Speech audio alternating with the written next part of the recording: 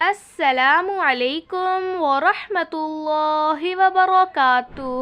معزز ناظرین، نافرمان اولاد کو سدھارنے کے لیے نافرمان اولاد کی نافرمانی سے تنگ والدین بچے کی پیشانی کے بال پکڑ کر 11 مرتبہ یہ کلمات پڑھ کر پھونک ماریں: بسم اللہ الرحمن الرحیم، انی توکلت علی اللہ ربی وربکم، ما من دابۃ الا هو آخذ بناصیتها، ان ربی علی صراط مستقیم۔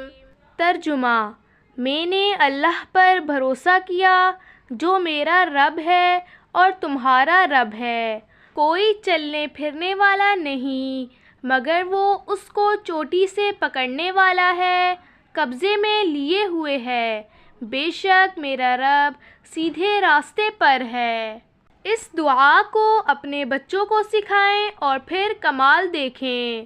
حضرت امام ابو حنیفہ رحمہ اللہ کے بارے میں کتابوں میں یہ لکھا ہے کہ وہ چھوٹی عمر میں یہ کلمات پڑھتے تھے: بسم اللہ الرحمن الرحیم، اللہم انا نستعینک علی طاعتک۔